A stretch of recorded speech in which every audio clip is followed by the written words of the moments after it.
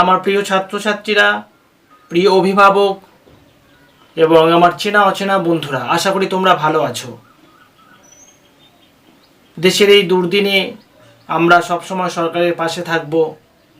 যেহেতু school, college এবং private tuition বন্ধ, তাই আমি দশম এবং নবম শ্রেণীর ইতিহাস বিষয়ে ধারাবাহিকভাবে আলোচনা করছি।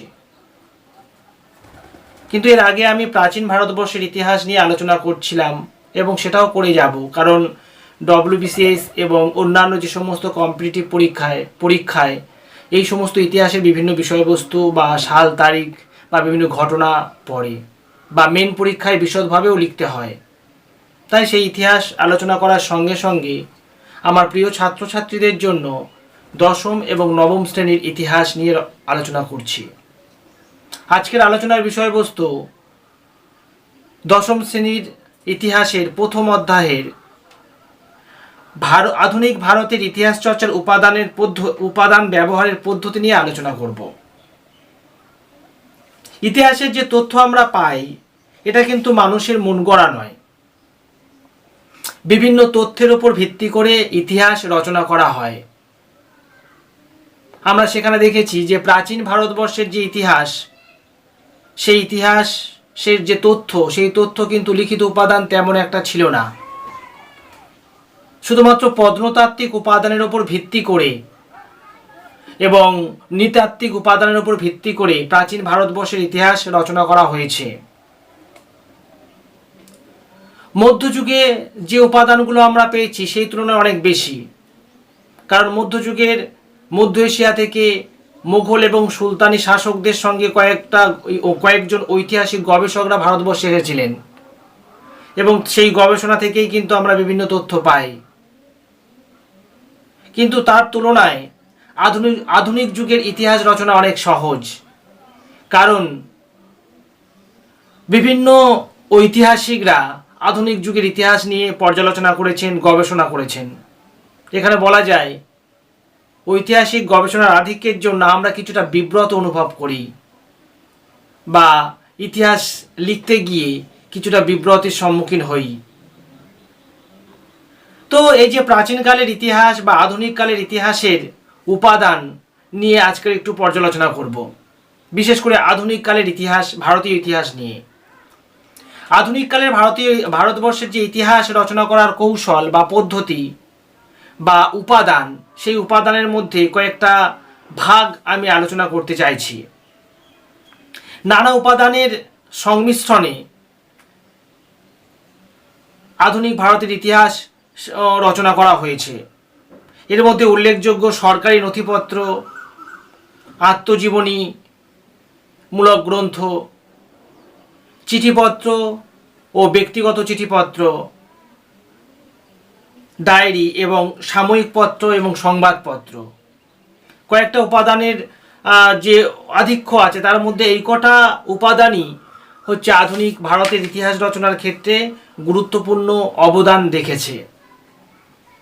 তবে আধুনিক ভারতবর্ষের ইতিহাস রচনা করা বা আধুনিক ভারতবর্ষের ইতিহাসের উপাদান হিসাবে সরকারি যে নথিপত্র, এই নথিপত্রের গুরুত্ব কিন্তু অপরিসীম। এই সরকারি নথিপত্রের মধ্যে আছে সরকারি প্রতিবেদন ও বিবরণ, সরকারি চিঠিপত্র, ডায়েরি এবং কাগজপত্র, গোয়েন্দা রিপোর্ট এবং পুলিশ রিপোর্ট। সরকারি প্রতিবেদন কি? মানে সরকারি প্রতিবেদনের উপর ভিত্তি করে যদি ইতিহাস রচনা করা যায়, কোন কোন প্রতিবেদন আমরা গ্রহণ করব, কোন কোন প্রতিবেদনকে আমরা সতর্কতার সঙ্গে নিয়ে সেই তথ্যকে আমরা স্বীকৃতি দেব, সেটা কিন্তু একটা বোঝার বিষয় আছে। ভারতবর্ষে যখন ইস্ট ইন্ডিয়া কোম্পানি ভারতবর্ষে আসেন, তখন তারা নানা কৌশলে বা কূট কৌশলে ভারতবর্ষের সাম্রাজ্য বিস্তার করেছিল। ভারতবর্ষের মানুষদের অল্প শিক্ষিত করে তাদেরকে কেরানি পদে নিয়োগ করেছিল, যাতে ইউরোপ থেকে অনেক বেশি বেতন দিয়ে ইউরোপীয় কর্মচারীদের ভারতে যাতে না আনতে হয়। সেই জন্য তারা ভারতবর্ষের বিভিন্ন শিক্ষা প্রতিষ্ঠান তৈরি করেছিল। ভারতবর্ষের কিছু শিক্ষিত মানুষ তৈরি হয়েছিল, যাদের মধ্যে অনেকেই জাতীয়তাবাদী চেতনায় উদ্বুদ্ধ হয়েছিলেন, অনেকে হয়েছিলেন ইংরেজদের দালাল। যারা জাতীয়তাবাদী উদ্বুদ্ধ হয়েছিলেন, যে সমস্ত উচ্চবিত্তীয় জমিদার ফ্যামিলির সন্তানরা, তাদেরকে কাছে পাওয়ার জন্য ইংরেজরা আবার নতুন চক্রান্ত ছাড়ে বা নতুন চক্রান্ত শুরু করেন। এই চক্রান্তের উপর ভিত্তি করে একটা চিঠি নিয়ে একটু আলোচনা করব। যখন ইংরেজ বিশিষ্ট কয়েকজন কর্মচারী তারা বুঝতে পারলেন যে 1857 খ্রিস্টাব্দের পরে, সিপাহী বিদ্রোহের পরে ভারতবর্ষের জমিদাররা আবার ঐক্যবদ্ধ হয়ে ইংরেজদের বিরুদ্ধে তীব্র প্রতিরোধ এবং আন্দোলন করতে পারে, যখন এই ব্যাপারটা বুঝতে পারল, তখন অবসরপ্রাপ্ত একজন ইংরেজ কর্মচারী, যিনি ঢাকার রাজস্ব সচিব ছিলেন, তিনি তৎকালীন ভারতের গভর্নর লর্ড ডাবলিনকে একটা চিঠি দিলেন। সেই কর্মচারীর নামটা তোমাদের বলতে হবে, অ্যালান অক্টাভিয়াম হিউম। তিনি লর্ড ডাবলিনকে একটা চিঠি দিয়েছিলেন এবং সেখানে বলেছিলেন, ভারতবর্ষের প্রথম সারির জমিদারদেরকে যদি কাছে না পাওয়া যায়, তাহলে কিন্তু ওরাই ঐক্যবদ্ধ হয়ে ইংরেজদের বিরুদ্ধে আন্দোলন শুরু করবেন এবং ভারতবর্ষের যুব সমাজকে ঐক্যবদ্ধ করবেন। লর্ড ডাবলিন সেই চিঠির প্রাপ্তি স্বীকার করেছিলেন এবং পরবর্তী পদক্ষেপগুলো নেওয়ার নির্দেশ দিয়েছিলেন অ্যালান অক্টাভিয়াম হিউমকে। তাই 1885 খ্রিস্টাব্দে বোম্বাইয়ের গোকুলদাস তেজপাল সংস্কৃত কলেজে যে জাতীয় কংগ্রেস প্রতিষ্ঠা হলো, সেই জাতীয় কংগ্রেসের প্রতিষ্ঠার প্রধান উদ্যোক্তা ছিলেন কিন্তু অ্যালান অক্টাভিয়াম হিউম। এবং এই সম্মেলনে বা জাতীয় কংগ্রেস প্রতিষ্ঠায় সময়ে ভারতবর্ষের 72 জন প্রথম সারির জমিদার উপস্থিত ছিলেন এবং প্রথম সভাপতি হয়েছিলেন উমেশচন্দ্র বন্দ্যোপাধ্যায়। সময়টা 1885 খ্রিস্টাব্দে, স্থান বোম্বাইয়ের গোকুলদাস তেজপাল সংস্কৃত কলেজ। উদ্যোক্তা ছিলেন অ্যালান অক্টাভিয়াম হিউম, প্রথম সভাপতি ছিলেন উমেশচন্দ্র বন্দ্যোপাধ্যায়। সেই সম্মেলনে আমন্ত্রিত ছিলেন লর্ড ডাবলিন। এই যে চিঠিপত্র এবং তার পরের প্রেক্ষাপট, এটা থেকে তোমরা নিশ্চয়ই বুঝতে পারছো যে এই সরকারি নথিপত্রের উপর ভিত্তি করে জাতীয় কংগ্রেসের প্রতিষ্ঠার পটভূমি কী ছিল, সেটা তোমরা নিশ্চয়ই অনুধাবন করতে পারছো। কিন্তু পরবর্তী ক্ষেত্রে জাতীয় কংগ্রেসের যে কার্যকলাপ, লর্ড ডাবলিন এবং অ্যালান অক্টাভিয়াম হিউমের সেই ধারণা বিফলে গিয়েছিল। তারা যে অত খরচ করে জাতীয় কংগ্রেসের সম্মেলন করেছিলেন, প্রথম 3 বছর সমস্ত খরচ লর্ড ডাবলিন চালিয়েছিলেন। কিন্তু পরবর্তী ক্ষেত্রে এই জাতীয় কংগ্রেস ভারতবর্ষের জাতীয় আন্দোলনকে আরও ঐক্যবদ্ধ করেছিল এবং ভারতবর্ষের স্বাধীনতা আন্দোলনকে আরও শক্তিশালী করেছিল। পরের বিষয় হচ্ছে ইউরোপীয় বাণিজ্য কুঠি এবং তার কাগজপত্র। সরকারি নথিপত্রের মধ্যে উল্লেখযোগ্য কিন্তু ইউরোপীয় বাণিজ্য কুঠিগুলো। ইউরোপীয় বাণিজ্য কুঠিতে শুধুমাত্র ব্রিটিশ ইস্ট ইন্ডিয়া কোম্পানির কর্মচারীরা বা নীলকুঠিয়াররা থাকতেন না। এই ইউরোপীয় বাণিজ্য কুঠিতে পর্তুগিজ বণিক, স্পেনীয় বণিক, ফরাসি বণিক এবং ব্রিটিশ ইস্ট ইন্ডিয়া কোম্পানির নীলকুঠিয়াররা থাকতেন। তাদের বিভিন্ন রিপোর্ট থেকে সরকারি বিভিন্ন তথ্য বা ইতিহাসের বিভিন্ন তথ্য আমরা জানতে পারি। সেখানে তাদের বাণিজ্যিক পদ্ধতি, রাজনৈতিক বিভিন্ন কর্মকাণ্ড এবং কিভাবে তারা নীল চাষিদের উপর অত্যাচার করতেন, সেগুলো সম্বন্ধেও আমরা এই ইউরোপীয় বাণিজ্য কুঠির কাগজপত্র থেকে জানতে পারি। এছাড়াও আর একটা নথিপত্র হচ্ছে বেসরকারি চিঠিপত্র, ডায়েরি এবং কাগজপত্র। বেসরকারি নথিপত্র বলতে কোনো ভারতীয়র ব্যক্তিগত চিঠিপত্রকে বেসরকারি নথিপত্রের সঙ্গে ধরতে পারি। কোনো ইউরোপিয়ান কর্মচারীর ব্যক্তিগত ডেলি ডায়েরি, সেটাকে আমরা ব্যক্তিগত নথিপত্র হিসেবে ধরতে পারি। যেমন সুভাষচন্দ্র বসু যখন কলকাতা ত্যাগ করেন, তখন একটা চিঠি লিখে গিয়েছিলেন তার কর্মকাণ্ডের ইতিহাস, তার পরবর্তী কর্মকাণ্ড নিয়ে। সেটা আমরা ব্যক্তিগত চিঠিপত্র বা বেসরকারি চিঠিপত্র হিসাবে ধরতে পারি। নেতাজি সুভাষচন্দ্রের অন্তর্ধান রহস্য সম্বন্ধে গবেষণা করতে গিয়ে এই চিঠিপত্র কিন্তু খুব কাজে লাগে। ঠিক একই রকমভাবে ব্যক্তিগত ডায়েরি কোনো বিশেষ ব্যক্তি বা কোনো স্বনামধন্য ব্যক্তি তার ডেলি ডায়েরির উপর ভিত্তি করে তার ব্যক্তিগত জীবন সম্বন্ধে গবেষণা করা যায় বা বিভিন্ন নথি জোগাড় করা যায়। এছাড়াও আর একটা রিপোর্ট, সরকারি রিপোর্টের মধ্যে পড়ছে গোয়েন্দা এবং police report. British east India company এর রাজত্বকালে স্বদেশী আন্দোলনের সময়ে স্বদেশী বিপ্লবের সঙ্গে যুক্ত যে সমস্ত বিপ্লবী বা জাতীয়তাবাদী নেতা ব্রিটিশ বিরোধী আন্দোলনে যুক্ত ছিলেন, তাদের বিরুদ্ধে ব্রিটিশ গোয়েন্দা বাহিনীর বিভিন্ন রিপোর্ট সরকারি নথিপত্রের মধ্যে উল্লেখযোগ্য এবং তাদের বিরুদ্ধে বিভিন্ন কেস ফাইল দায়ের করা হয়েছিল যে সমস্ত স্থানীয় থানায়। সেই কেস ফাইলের উপর ভিত্তি করে সেই সময়ের আন্দোলনের প্রেক্ষাপট সম্বন্ধে আমরা বুঝতে পারি। অর্থাৎ ভারতীয় ইতিহাস রচনা করার ক্ষেত্রে, ভারতীয় আধুনিক ইতিহাস রচনা করার ক্ষেত্রে সরকারি এই সমস্ত নথিপত্র খুবই গুরুত্বপূর্ণ বলে ঐতিহাসিকরা মনে করেন। এই নথিপত্রগুলোর মধ্যে উল্লেখযোগ্য আরও কিছু নথিপত্র আছে, যেমন আত্মজীবনী এবং স্মৃতিকথা। কোনো ব্যক্তি বা কোনো লেখক কোনো বিশিষ্ট রাজ পরিবারের সদস্য সেই সময়কার বিভিন্ন ঘটনাবলী নিয়ে আত্মজীবনী কিংবা স্মৃতিকথা লিখতে পারেন। স্বাধীনতাপূর্ব ভারতবর্ষের বিভিন্ন ব্যক্তিরা, স্বনামধন্য ব্যক্তিরা, তারা কিন্তু আত্মজীবনী বা স্মৃতিকথা লিখেছেন। এই আত্মজীবনী স্মৃতিকথার উপর ভিত্তি করে তৎকালীন সময়ের সামাজিক, রাজনৈতিক এবং অর্থনৈতিক প্রেক্ষাপট সম্বন্ধে আমরা জানতে পারি। ব্রিটিশ রাজত্বের কুশাসন, ব্রিটিশ রাজত্বের অপশাসনের বিভিন্ন তথ্য আমরা এই আত্মজীবনী এবং স্মৃতিকথা থেকে জানতে পারি। যেমন কয়েকজন বিখ্যাত ব্যক্তির স্মৃতিকথা বা আত্মজীবনী রচনা করেছেন, তাদের মধ্যে উল্লেখযোগ্য কয়েকজন ব্যক্তি, যেমন মণিকুন্তলা সেনের লেখা সেদিনের কথা, সুফিয়া কামালের ৭১-এর ডায়েরি। এছাড়াও আরও বিখ্যাত কয়েকজন লেখক, যেমন ঈশ্বরচন্দ্র বিদ্যাসাগরের অসম্পূর্ণ আত্মজীবনী, প্রভাবতী সম্ভাষণ, দেবেন্দ্রনাথ ঠাকুরের আত্মচরিত, শিবনাথ শাস্ত্রীর রামতনু লাহিড়ী ও তৎকালীন বঙ্গ সমাজ, রাষ্ট্রগুরু সুরেন্দ্রনাথ ব্যানার্জির a nation in making, Pandit Jawaharlal নেহেরুর অ্যান অটোবায়োগ্রাফি, মহাত্মা গান্ধীর the story of my experiments with truth, Manikuntala সেনের সেদিনের কথা, সুভাষচন্দ্র বসুর অ্যান ইন্ডিয়ান পিলগ্রিম, এটাও অসম্পূর্ণ, দক্ষিণারঞ্জন বসুর ছেড়ে আসা গ্রাম, নীরজচন্দ্র চৌধুরীর autobiography of an unknown India, Maulana Abul Kalam আজাদের ইন্ডিয়া উইন্স ফ্রিডম।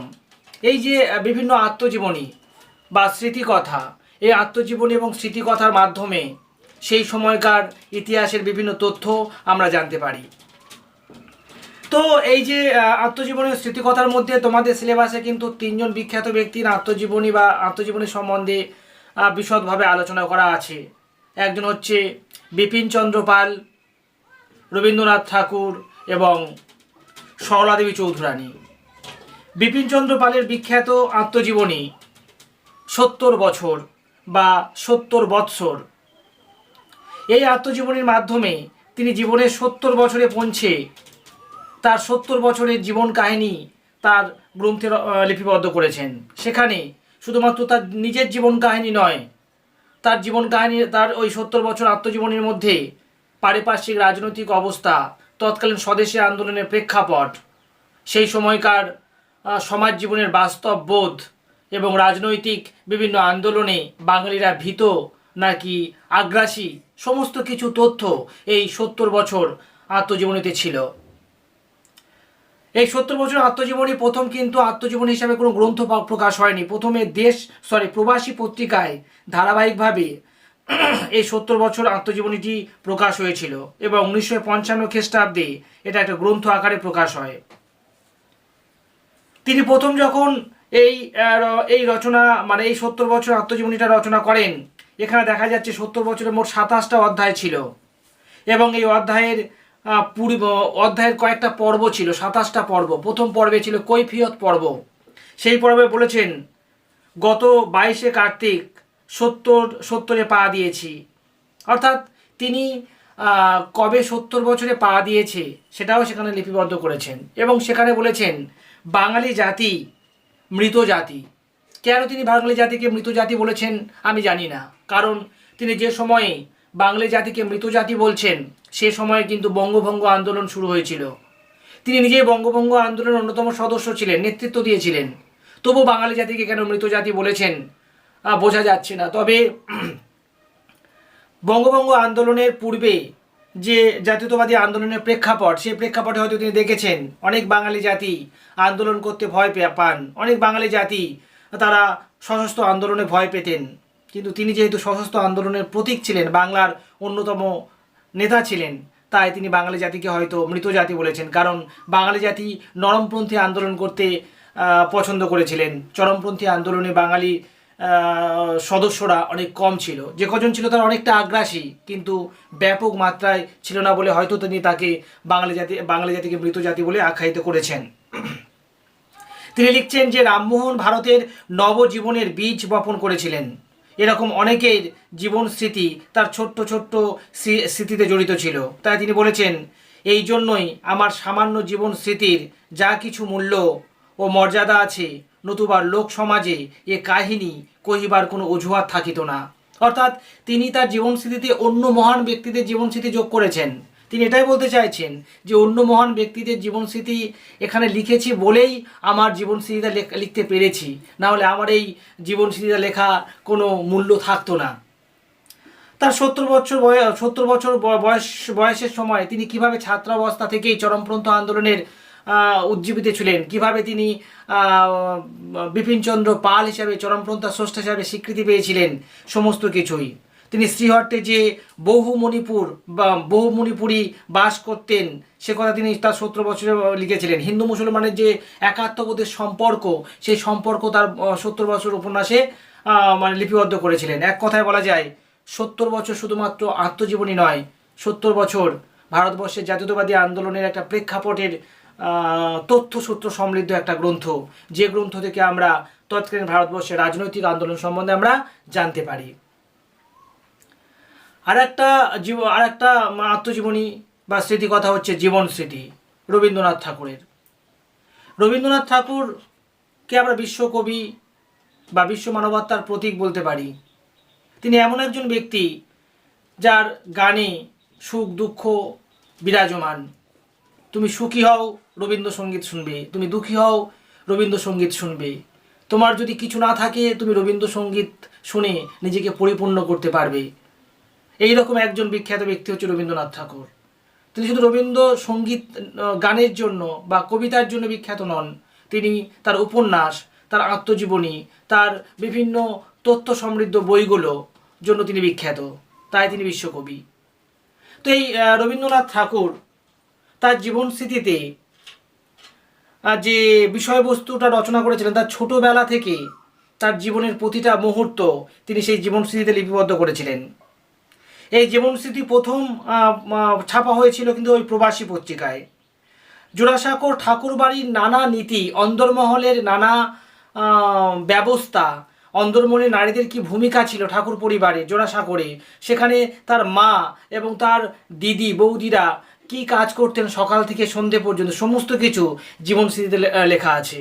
সেখানে নারীদের অবদান কি, তার মা তার সঙ্গে কতবার দেখা করতো সপ্তাহে, আদৌ দেখা করতে পারতো কি না, বাবার সঙ্গে প্রতি মাসে একবার হয়তো দেখা হতো, এইরকম বিভিন্ন তথ্য কিন্তু আমরা জীবনস্মৃতিতে পেয়েছি। তাকে মানুষ করতো তার ধাইমা এবং তার চাকররা।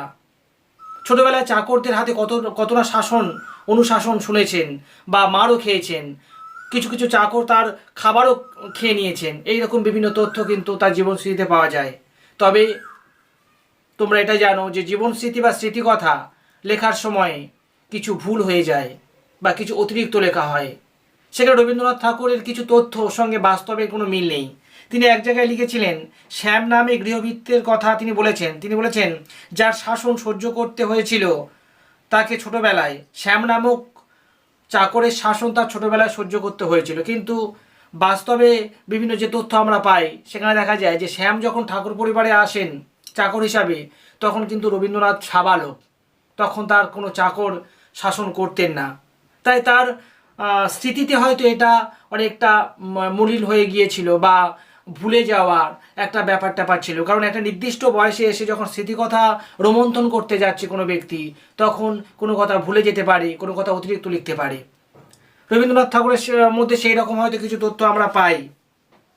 এছাড়াও দেখো এই সময়ে এই জীবন স্মৃতির নামক উপন্যাস ব্যবহার করে অনেক বেশি অন্তর্মুখীনতা এবং বিচক্ষণতা দরকার ছিল। মানে ঐতিহাসিকরা বলছেন যে জীবন স্মৃতি থেকে যদি তুমি ঐতিহাসিক তথ্য সংগ্রহ করতে পারো, তোমার বিচক্ষণ হতে হবে। অন্ধের মতো সেখান থেকে বিভিন্ন তথ্য তুমি নিলে সেটা ভুলে ভরা হবে। তাই বিচক্ষণতা অবলম্বন করতে হবে জীবন স্মৃতি থেকে সেই সময়কার ইতিহাস রচনা করতে গেলে। আরেকটা বিখ্যাত লেখক বা একজন বিখ্যাত ব্যক্তি সরলাদেবী চৌধুরানী, ঠাকুর পরিবারের সঙ্গে তারও সম্পর্ক একটা ছিল। এই সরলাদেবী চৌধুরানীর জীবন স্মৃতি হচ্ছে জীবনের ঝরা পাতা। তিনি নিজেই বলেছেন এই জীবনের ঝরা পাতাতে তিনি কিছু গল্প, কিছু কল্পনা, কিছু তথ্য এমনভাবে ফুলিয়ে ফাঁপিয়ে লিখেছেন পাঠককুলকে সন্তুষ্ট করার জন্য। তাই তিনিও তার জীবনের ঝরা পাতা উপন্যাসে বা গ্রন্থে এমন কিছু তথ্য দিয়েছেন যে তথ্য হয়তো সংগ্রহ করতে গেলে, সেই তথ্যের উপর ইতিহাস রচনা করতে গেলে বিচক্ষণতার পরিচয় দিতে হবে। সরলাদেবী কে ছিলেন? সরলাদেবী ছিলেন স্বর্ণকুমারী দেবী ও জানকীনাথ ঘোষালের দ্বিতীয় কন্যা। তিনি পদ্মাবতী স্বর্ণপদক পেয়েছিলেন কারণ তিনি ইংরাজিতে স্নাতক হন এবং সর্বোচ্চ নাম্বার পেয়েছিলেন। এবং সেই সময় ইংরাজিতে আমাদের বাংলাতে সর্বোচ্চ নাম্বার পেলে তাকে পদ্মাবতী স্বর্ণপদক দেওয়া হতো। তিনি পদ্মাবতী স্বর্ণপদক পেয়েছিলেন এবং তিনি তার বিভিন্ন গ্রন্থের মধ্যে উল্লেখযোগ্য নববর্ষের স্বপ্ন, জীবনের ঝরা পাতা, শিবরাত্রি পূজা প্রভৃতি বিভিন্ন গ্রন্থ রচনা করেছিলেন। তার মধ্যে জীবনের ঝরা পাতা হচ্ছে স্মৃতিকথা বা আত্মজীবনী। প্রথমে তার এই জীবনের ঝরা পাতা, তার স্মৃতিকথাটা প্রথমে ভারতী পত্রিকায় তিনি ভারতী পত্রিকায় ছাপিয়েছিলেন। পরবর্তী ক্ষেত্রে এটা বই আকারে প্রকাশ পেয়েছিল অনেক পরেই। তবে তার জীবনের ঝরা পাতা থেকে আমরা জানতে পারি ঠাকুর বাড়ির অন্দরমহলের বিভিন্ন ঘটনা, তার মামার বাড়ির বিভিন্ন মামাদের জীবনের বিভিন্ন রহস্যমূলক ঘটনা বা অজানা কিছু তথ্য আমরা জীবন স্মৃতিতে পাই। ঠিক একই রকমভাবে তৎকালীন ভারতবর্ষের রাজনৈতিক প্রেক্ষাপট, কীভাবে তিনি গ্রাম বাংলায় বিভিন্ন যুবকদের উৎসাহিত করতেন। বিভিন্ন হিন্দু মেলায় বা চৈত্র মেলা যখন তৈরি হয়েছিল নবগোপাল মিত্রের নেতৃত্বে, সেই সময় চৈত্র মেলার বিভিন্ন মেলাতে গিয়ে তিনি তরোয়াল যুদ্ধ, লাঠি খেলার উৎসাহ দিতেন, কুস্তিবিদের উৎসাহ দিতেন, যাতে তাদের মধ্যে জাতীয়তাবাদে উদ্বুদ্ধ হয়, তারা শক্তিশালী হয়। তাদের দেখে বিভিন্ন যুবকরা এগিয়ে আসে মল্লযুদ্ধে এবং শক্তিশালী হয়। জাতীয়তাবাদে উদ্বুদ্ধ হওয়ার ফলেই তারা জাতীয় চেতনায় উদ্বুদ্ধ হবে এবং ইংরেজদের বিরুদ্ধে তারা আন্দোলনে সামিল হতে পারবে। যখন নারীদের সেই সময়ে কোনো অস্তিত্ব, নারীদের সেই সময় কোনো পুরুষের সঙ্গে সমানভাবে আন্দোলন করার সুযোগ ছিল না, ঠিক সেই সময় তিনি কিন্তু সমাজের নারীদের নেতৃত্ব দিয়েছিলেন এবং পুরুষদেরও উৎসাহ দেওয়ার জন্য তিনি বাইরে বেরিয়েছিলেন। এক কথায় বলা যায় সরলাদেবী চৌধুরানী সেই সময়কার অর্থাৎ স্বাধীনতা পূর্ব যুগের একজন জাতীয়তাবাদী মহিলা, যার কথায় জাতীয় চেতনায় উদ্বুদ্ধ হওয়া যায়। পরবর্তী ক্ষেত্রে আমরা দেখেছি যে বন্দে মাতরম সঙ্গীতটা রবীন্দ্রনাথ ঠাকুর বন্দে মাতরম সঙ্গীত এবং পরবর্তী ক্ষেত্রে বন্দে মাতরম সঙ্গীত বঙ্কিমচন্দ্র চট্টোপাধ্যায়ের লেখা। এই বন্দে মাতরম সঙ্গীত রবীন্দ্রনাথ ঠাকুর 2 লাইন প্রথম সুর করেছিলেন, পরবর্তী লাইনগুলো সুর করেছিলেন কিন্তু সরলা দেবী এবং তিনি নিজেও গিয়েছিলেন। তাহলে এক কথায় বলা যায় জীবনের ঝরা পাতায় সরলা দেবী চৌধুরানী শুধুমাত্র এটাকে আত্মজীবনী বলা যায় না, ইতিহাসের আকর একটা গ্রন্থ বলা যায়। যে আকর গ্রন্থে কিছুটা তথ্য বহুল ব্যাপার আছে, কিছুটা ফুলিয়ে ফাঁপিয়ে বিভিন্ন তথ্য সমৃদ্ধ করা হয়েছে, কিন্তু এই গ্রন্থ থেকে ইতিহাসের তৎকালীন স্বাধীনতা পূর্ব ইতিহাসের বিভিন্ন তথ্য আমরা সমৃদ্ধ হই এবং ইতিহাসের বিভিন্ন তথ্য জেনে জাতীয়তাবোধকে কিভাবে সেই সময়কার মানুষরা জাগ্রত করেছিল সেই সমস্ত তথ্য আমরা পেয়ে থাকি। এটা গেল সরকারি নথিপত্র এবং আত্মজীবনী। তারপরে চলে আসি আর একটা বিষয়, সেটা হচ্ছে ব্যক্তিগত চিঠিপত্র। ব্যক্তিগত চিঠিপত্র বলতে সেই সময় চিঠিপত্রের চল ব্যাপক হারে ছিল। কারণ সেই সময়ে এখনকার মতো ইন্টারনেট, ফ্যাক্স কিংবা ফেসবুক, টুইটার, হোয়াটসঅ্যাপ ছিল না। সেই সময়ে কোনো ঘটনার বিবরণ লিখতে হতো চিঠির মাধ্যমে। কোনো ঘটনা ঘটে যাওয়ার পরে সেই খবর দেওয়ার জন্য চিঠি পাঠাতে হতো। সেই সময় কয়েকটা বিখ্যাত ব্যক্তির ব্যক্তিগত চিঠিপত্র নিয়ে তোমাদের এই সিলেবাসে সেই সময়কার চিঠিপত্র নিয়ে আলোচনা করা হয়েছে। তার মধ্যে উল্লেখযোগ্য জওহরলাল নেহেরুর লেখা তার কন্যাকে প্রায় 30খানা, মতান্তরে 33খানা চিঠি। মেয়ে ইন্দিরা যখন মুসৌরিতে পড়াশোনা করতেন, তখন রাজনৈতিক নেতা, জাতীয়তাবাদী নেতা জওহরলাল নেহেরু তিনি প্রায় 33টা চিঠি, মতান্তরে 30টা চিঠি ইন্দিরাকে লিখেছিলেন। এবং সেই চিঠি মূলত ইংরাজি ভাষায় লেখা হয়েছিল। চিঠিগুলোকে একসঙ্গে একটা গ্রন্থ আকারে প্রকাশ হয়, দ্য জার্নাল প্রেস থেকে এটা প্রকাশিত হয়েছিল। নাম হচ্ছে letters from a father's to his daughter. আর এই ইংরাজি বইটা হিন্দিতে অনুবাদ করেছিলেন মুন্সি প্রেমচাঁদ। তার লেখা পিতাকে পত্র, পুত্রীকে পাশ, পুত্রীকে নাম। আর এর বাংলা গ্রন্থটা হচ্ছে কল্যাণীয়সু ইন্দু। এই যে গ্রন্থে চিঠিগুলোতে তিনি কি লিখেছেন এতগুলো, কারণ সেই সময় তো জাতীয়তাবাদী আন্দোলন চলছিল। তিনি মেয়েকে সেই সময়কার সমাজ ব্যবস্থা নিয়ে, সেই সময়কার পরিবেশ নিয়ে, প্রাকৃতিক পরিবেশ নিয়ে এবং আন্তর্জাতিক রাজনীতি নিয়ে ক্রমাগত চিঠি লিখতেন। যেহেতু তার বয়স তখন 10 বছর, তাই প্রথম দিকে পৃথিবী সম্বন্ধে জ্ঞান লাভ করার জন্য, জ্ঞান দেওয়ার জন্য কয়েকটা প্রথম ধাপে চিঠি লিখেছিলেন। সেখানে সূর্য, চন্দ্র, বিভিন্ন নক্ষত্রের জন্ম কীভাবে হয়েছে, পৃথিবীর জন্ম কীভাবে হয়েছে, পৃথিবীর প্রাচীন ইতিহাস সম্বন্ধেও চিঠিপত্র লেখেন। পরবর্তী ক্ষেত্রে পৃথিবী এবং অন্যান্য গ্রহ কীভাবে সূর্যের চারিদিকে ঘুরছে এবং কীভাবে পৃথিবীতে প্রাণের অস্তিত্ব ফিরে এলো, সেই সমস্ত বিভিন্ন বিষয় নিয়ে চিঠিপত্র লিখেছেন।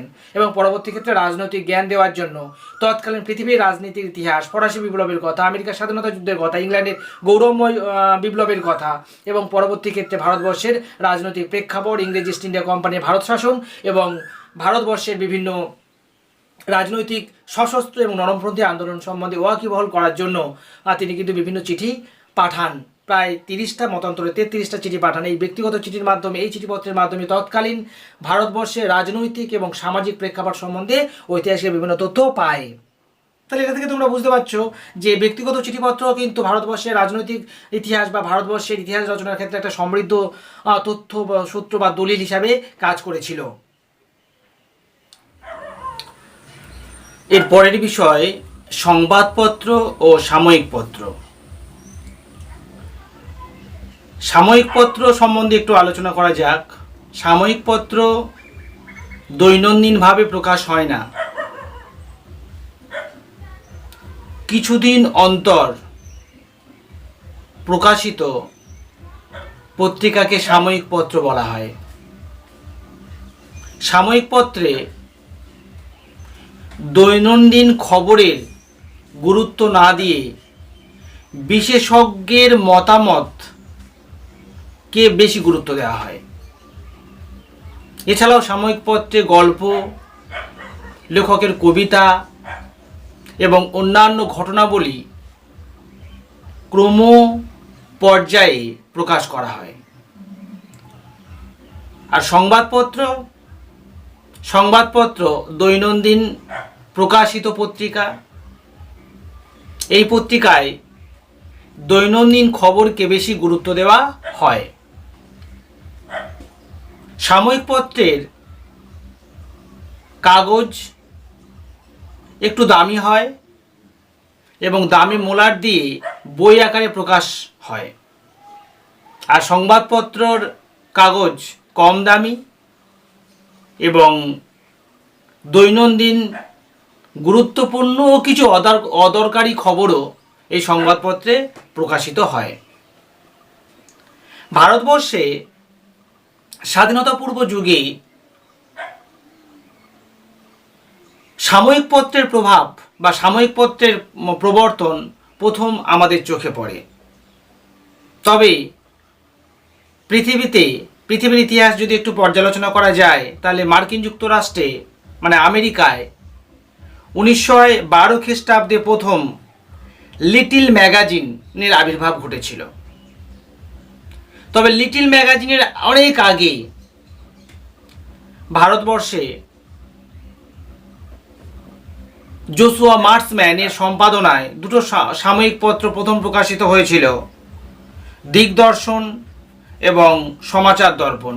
দুটোই প্রকাশিত হয়েছিল 1818 খ্রিস্টাব্দে। এরপর ভারতীয় বিখ্যাত শিক্ষাবিদ এবং সমাজ সংস্কারক রামমোহন রায় তিনি দুটো ভাষায় দুটো সাময়িক পত্র প্রকাশ করতেন। একটা হচ্ছে মিরাতুল আকবর, অন্যটা সংবাদ কৌমুদী। ভারতবর্ষের প্রথম সাময়িক পত্র কোনটা, বা এশিয়ার প্রথম, ভারতবর্ষ শুধু নয় এশিয়ার প্রথম সাময়িক পত্র কোনটি? বেঙ্গল গেজেট বা হিকির গেজেট, যেটা ইংরাজি ভাষায় প্রথম প্রকাশিত হয়েছিল। 1780 খ্রিস্টাব্দ থেকে এই সাময়িক পত্র প্রকাশিত হতো। এছাড়াও ভারতবর্ষের আরও কিছু বিখ্যাত ব্যক্তি এই সাময়িক পত্র প্রকাশ করতেন। তাদের মধ্যে উল্লেখযোগ্য বাল গঙ্গাধর তিলক, তিনি মারাঠি এবং কেশরী পত্রিকা প্রকাশ করেছিলেন স্বাধীনতা পূর্ব যুগে বা বিপ্লবী আন্দোলনের যুগে। ঈশ্বরচন্দ্র গুপ্ত সংবাদ প্রভাকর, ভবানীচরণ বন্দ্যোপাধ্যায়ের সমাচার চন্দ্রিকা, ব্রহ্মবান্ধব উপাধ্যায়ের সন্ধ্যা ও স্বরাজ, এই দুটো পত্রিকা তিনি প্রকাশ করতেন। তবে তোমাদের সিলেবাসে দুটো পত্রিকা দুটো সাময়িক পত্র সম্বন্ধে একটু বিশদ আলোচনা করা আছে। সেটা হচ্ছে বঙ্কিমচন্দ্র চট্টোপাধ্যায়ের সম্পাদনায় বঙ্গদর্শন এবং দ্বারকানাথ বিদ্যাভূষণের সম্পাদনায় সোমপ্রকাশ।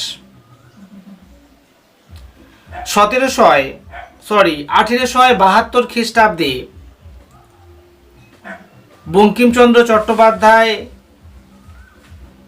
বঙ্গদর্শন পত্রিকা প্রথম প্রকাশ করেছিলেন। এই বঙ্গদর্শন পত্রিকা ছিল মাসিক। পত্রিকার নাম শুনে তোমরা বুঝতে পারছো, বঙ্গের দর্শন, বঙ্গদর্শন, অর্থাৎ এই পত্রিকার মাধ্যমে বাংলা সম্বন্ধে পাঠককুল জানতে পারবে। এই পত্রিকা যেহেতু স্বাধীনতা পূর্ব যুগে, তাই এই সময়ে বঙ্কিমচন্দ্র চট্টোপাধ্যায় বঙ্গদর্শনে নীলবিদ্রোহ, নীলবিদ্রোহের পরবর্তী কর্মকাণ্ড, নীলবিদ্রোহের পরবর্তী সামাজিক, রাজনৈতিক ও অর্থনৈতিক অবস্থা এবং নীল বিদ্রোহীদের সামাজিক অবস্থা সম্বন্ধে বিশদভাবে তিনি আলোচনা করতেন। এই বঙ্গদর্শন পত্রিকার সম্পাদনায় প্রথমে বঙ্কিমচন্দ্র চট্টোপাধ্যায় ছিলেন এবং মাত্র 4 বছর তিনি সম্পাদনা করেছিলেন, 1872 থেকে 1876 পর্যন্ত। এই সময়কে বঙ্কিম যুগ বলা হয়। পরবর্তী ক্ষেত্রে 1876 থেকে 1887 সঞ্জীব কুমার চট্টোপাধ্যায় এই পত্রিকা সম্পাদনা করেছিলেন, তাই এই পত্রিকা এই সময়কালকে সঞ্জীব চট্টোপাধ্যায়ের যুগ বলা হয়। আর তারপর থেকে 1901 পর্যন্ত রবীন্দ্রনাথ ঠাকুর এই বঙ্গদর্শন পত্রিকা সম্পাদনা করেছিলেন, তাই এই সময়কে রবীন্দ্র যুগ বলা হয়।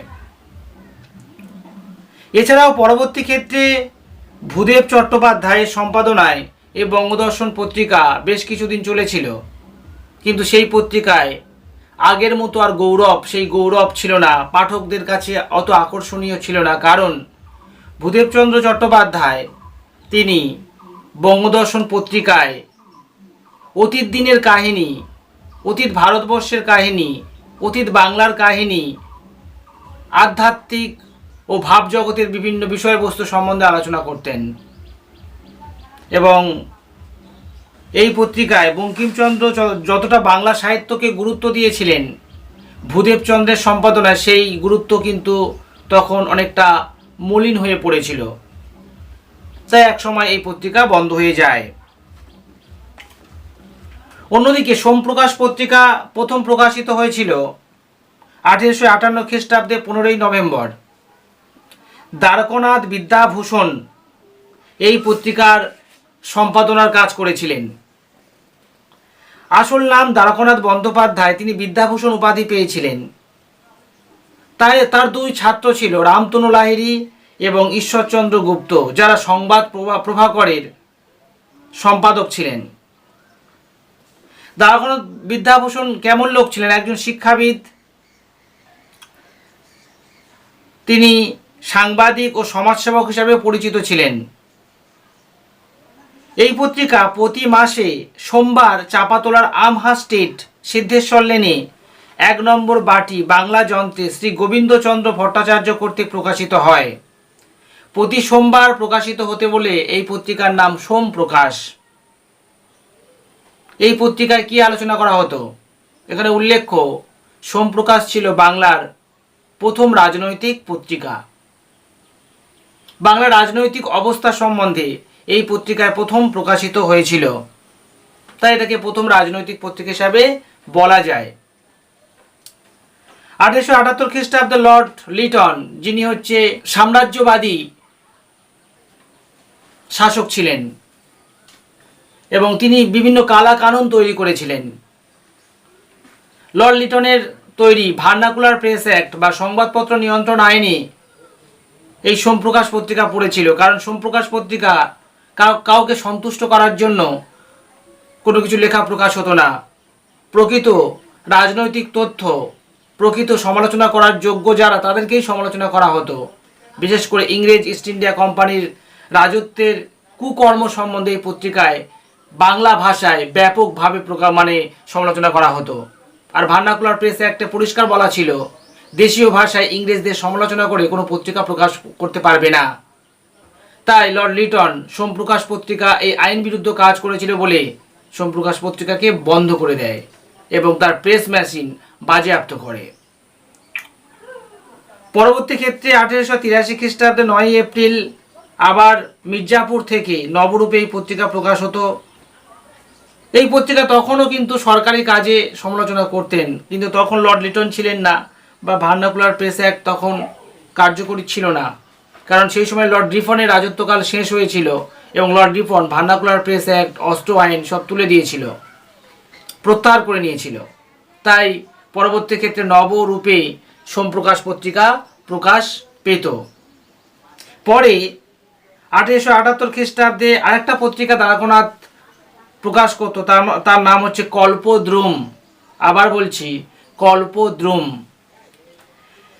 হরিনাবির DVA স্কুল, রাজপুর সোনারপুরের পৌরসভা এবং রাজপুর পোস্ট অফিসও তার তৈরি। তার এই সাপ্তাহিক পত্রিকা প্রকাশের প্রথম প্রস্তাব বিদ্যাসাগর দিয়েছিল। কারণ ছিল বোবা, কালা অথচ পণ্ডিতদের কাজের দাবিতে সরকারকে সচেতন করা। তাহলে এটা ছিল সোমপ্রকাশ এবং বঙ্গদর্শনের কার্যকলাপ। আর একটা বিষয় নিয়ে একটু আলোচনা করব, সামান্য বিষয়, সেটা হচ্ছে ইন্টারনেট। সামাজিক ইতিহাসের ক্ষেত্রে বা সামাজিক ইতিহাস গবেষণার ক্ষেত্রে ইন্টারনেটের ভূমিকা অপরিসীম। আজকের আধুনিক সমাজ ব্যবস্থায় ইন্টারনেট ছাড়া আমরা এক পাও চলি না। সমস্ত তথ্যের আদান প্রদান ইন্টারনেটের মাধ্যমেই হয়। তাই সমগ্র পৃথিবী ঘরের মধ্যে চলে এসেছে ইন্টারনেটের মাধ্যমে। তো এই ইন্টারনেটের সুবিধা অসুবিধা আছে। সুবিধা হচ্ছে যে কোনো সময়ে যে কোনো তথ্য এই ইন্টারনেটের মাধ্যমে আমরা পেয়ে যাই। যে সমস্ত তথ্য আমাদের হাতের কাছে নেই, ইন্টারনেটের সার্চ দিলে সেই তথ্যগুলো খুব সহজে পাই এবং তার ডিটেলস পড়ে আমরা কিন্তু জ্ঞানী হই, আমাদের জ্ঞান বাড়াই। সঙ্গে সঙ্গে বহু জটিল এবং সঠিক এবং দুষ্প্রাপ্য তথ্য কিন্তু আমরা পাই। সুবিধা ও প্রয়োজন মতো তথ্য সংগ্রহ করতে পারি আমরা, কিন্তু অসুবিধা তো আছে। সব জায়গায় এখনো পর্যন্ত ইন্টারনেট অ্যাভেলেবেল নয়, 1 নম্বর। 2 নম্বর, সময় মতো বা ঠিক টাইম মতো কোনো বিষয় কোনো সময় আমরা ইন্টারনেট থেকে তথ্য সংগ্রহ করতে পারি না। 3 নম্বর, ভারতবর্ষের সমস্ত মানুষ ইন্টারনেট ব্যবহার করে না। 4 নম্বর, কোনো বিষয় যদি বিশদভাবে পড়তে চাও তাহলে ইন্টারনেট কার্যকরী নয়, তোমার বইপত্র ঘাঁটতে হবে। তাহলে ইন্টারনেট যেমন আধুনিক জীবনের অপরিহার্য একটা বিষয়, তেমনি তার সুবিধা এবং অসুবিধা আছে, এবং সামাজিক ইতিহাসের ক্ষেত্রে বা সামাজিক ইতিহাসের রচনার ক্ষেত্রে বা তথ্য জানার ক্ষেত্রে এই ইন্টারনেটের ভূমিকাও অপরিসীম। তাহলে এত পর্যন্ত আজকের প্রথম অধ্যায় শেষ। এর পরের দিন আমি দ্বিতীয় অধ্যায় নিয়ে আলোচনা করব। দ্বিতীয় অধ্যায় মানে সংস্কার ও বৈশিষ্ট্য পর্যালোচনা, এইরকমভাবে ধারাবাহিকভাবে আলোচনা করব। তোমরা যারা নতুন আছো তারা অবশ্যই সাবস্ক্রাইব করে রেখো এবং বেল বটনে ক্লিক করো, যাতে পরের ভিডিওগুলো আপলোড দিলে তোমরা সঙ্গে সঙ্গে পাও। আর একটা কথা, শুধুমাত্র ক্লাস 10-এর ইতিহাস মানে আলোচনা করছি বলে শুধু ক্লাস 10-এর স্টুডেন্টদের কার্যকরী নয়, এটা কাজে লাগবে না। যারা কম্পিটিটিভ পরীক্ষায় পড়াশোনা করছো তাদের জন্য এই সমস্ত তথ্য কিন্তু খুব গুরুত্বপূর্ণ। একবার যদি শোনো তাহলে কিন্তু সেটা মাথায় গেঁথে যায়, ফলে পরীক্ষাগুলোতে তোমরা ভালো ফল করতে পারো। তাহলে সবাই খুব ভালো থাকবে, সুস্থ থাকবে।